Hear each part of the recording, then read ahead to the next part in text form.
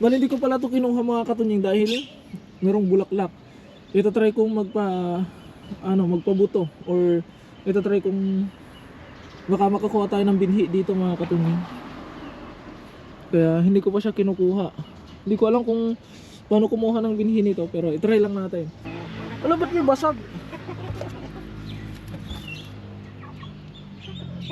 May basag mga katunying, oh.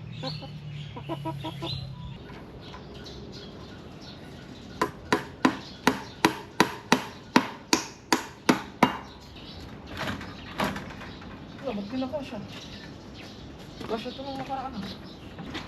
Yeah.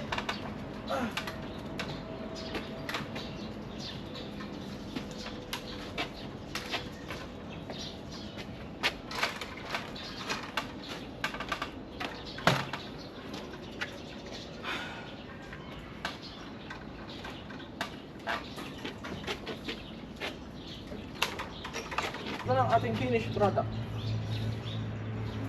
Napakaganda, napakasulit. Diba?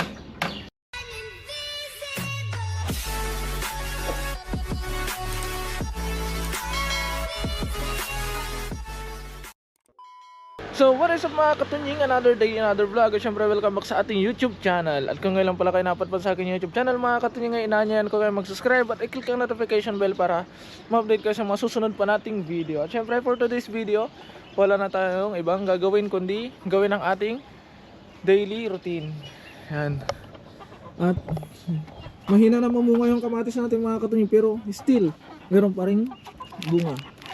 Marami pa rin, pero mahina na siya, hindi na siya tulad ng dati. At yung sibuyas natin, nalinisan na, napakalinis. Napakalinis na may damo. Bali, hindi ko pala ito kinuha mga katunying dahil merong bulaklak. Ito try kong magpabuto, or ito try kong baka makakuha tayo ng binhi dito mga katunying. Kaya hindi ko pa siya kinukuha. Hindi ko alam kung paano kumuha ng binhi nito, pero itry lang natin. Pero syempre, bago natin simulan ng lahat, ay dito muna tayo. Papakita ko sa inyo yung ating mga alaga. Wow! Ayan. Still malusog, masigla. Kaya papakainin na natin sila mga katunying. Papakainin na natin sila mga katunying dahil itutuloy natin yung hindi natin natapos na project natin dun sa likod ng dorm. Para nang sa ganon ay mabawasan yung lagusan ng mga aso. Yung kapag natapos natin doon, isusunod natin tong harapan. May tubig pa. At ayun ang mga katunying. Dito naman tayo sa kanin mais ng ating mga alagang pato. Basta may pasok mga katunying ay madalas meron tayong kanin na inuwi.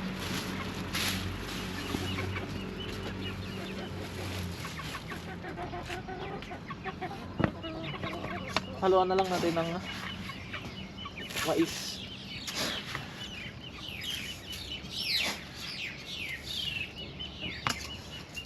Do you like this one? You wanna try? Here. It's called giniling. Giniling na mais. Yung mga katunying, bali, gusto din nila ng ano nito, mais. Ano? You wanna try it? Don't be shy, just try it. Oh. Kanina hindi nakaharap yung camera eh. Kumakain ka. Haluin na natin ito mga katunying. Kailangan nating bilisan ng konti dahil yung oras natin ay igugugol natin doon sa paggawa ng harang o pagsara ng lagusan ng aso. Kaya saglit lang tayo dito. So, syempre kahit naman na kailangan nating tapusin yung doon or kailangan nating gawin yung doon, ay kailangan meron pa rin tayong oras para sa ating mga alaga para hindi sila magtampo. Ayun.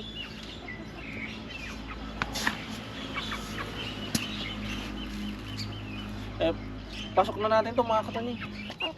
Ikit. Huwag nang lalabas. Tatakos ka pa eh.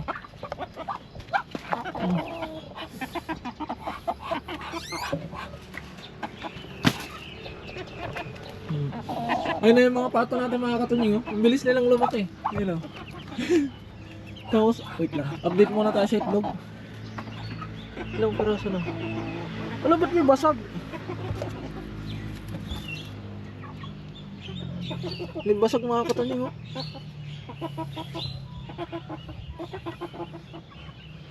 Inaano yata ng manok to eh.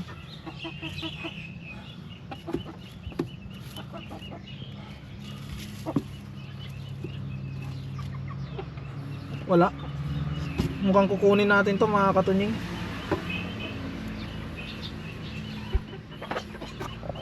Kasi marumi. Ngayon ang gagawin natin, ibubukod natin yung nanay dito sa susunod.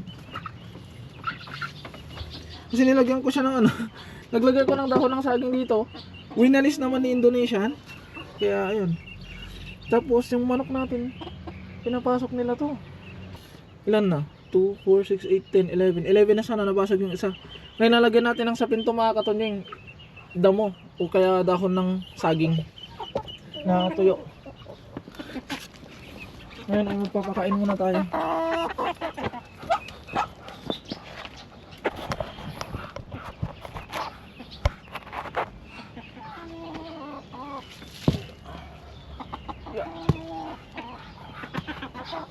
Okay.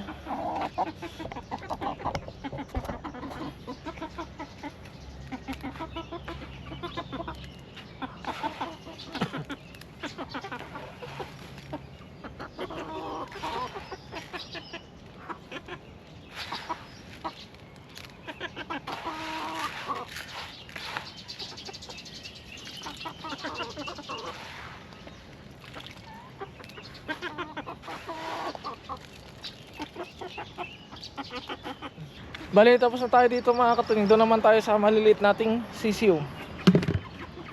Para pag natapos natin sa sisiw, doon na tayo sa ginagawa nating pagsara ng lagusan mga katunying. Dahil tulad ng dati ay ano pa rin yung ating limitado pa rin yung oras natin. Kaya kailangan nating magtuloy-tuloy.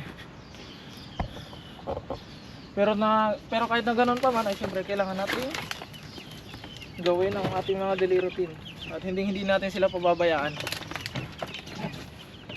Ano sila mga katunying? Ganoon ko muna ng tubig.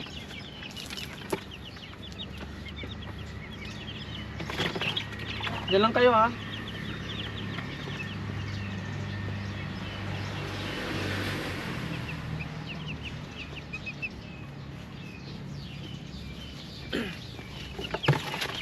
Papalitan kayo ng dyaryo para hindi naman sila kawawa. Natagyan mo na.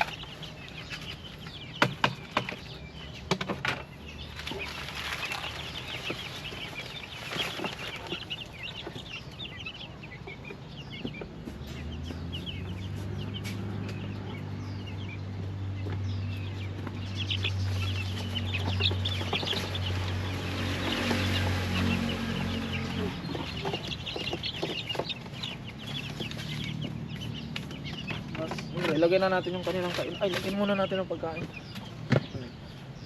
Pagkain. Then, inumin. Tapos, sara. Ayan. Then, lock. So, ito na yung iniwanan natin kahapon mga katunying. Titingnan natin kung kaya natin tapusin to ngayong araw. At kung maitatayo natin. Sana ay maitayo natin to ngayong araw mga katunying. Para sa next naman ay ibang mission naman ang ating magagawa. Bakit ba ito walang martilyo? Para ko walang martilyo. Ilan na?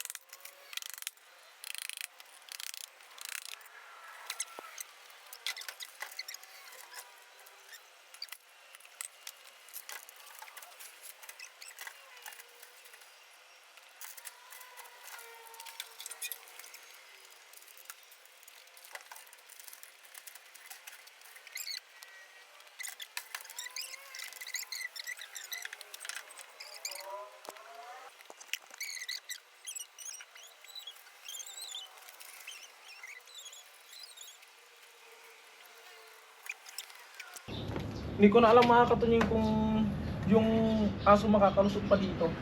Oh. Posible naman kasi yung aso dito sa gate na to. Pero syempre, dahil dito wala tayong tali, kailangan natin lagyan ng paa para hindi siya matumba.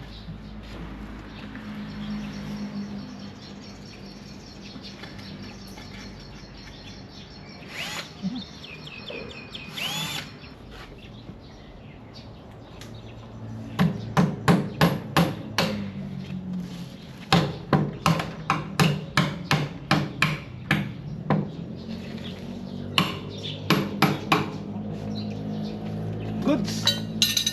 Very goods! At ito lang ating finished product. Napakaganda, napakasulit. Diba? Kung ito natalon pa ng aso, hindi ko na alam kung anong klaseng aso meron yun. Kung anong klaseng kapangyarihan meron ng aso din kapag natagos niya pa to. You know? Ang ganda. Kaya ayun mga katunying, dahil sumapit na naman ang oras ng ating pagpasok, ay ito na muna ang update sa ating ginawa. Or ito na ang update, bali tapos na natin. Ang susunod nating misyon o ang susunod nating pagpaplanuhan ay doon sa harap. Yung doon sa harap ay medyo komplikado dahil kailangan natin lagyan ng pinto para may access kami makapasok dito sa garden. Pero gagawa natin ng paraan yun mga katunying, para kung sakali mang dumami pa yung alaga natin sa garden ay pwede natin silang pakawalan dyan nang hindi tayo nababagabag. Kaya ayun mga katunying, hanggang dito na lamang muna. At maraming salamat sa walang sawa niyong suporta sa akin at sa aking mga kasama. Mag-iingat po palagi and God bless po. Bye bye.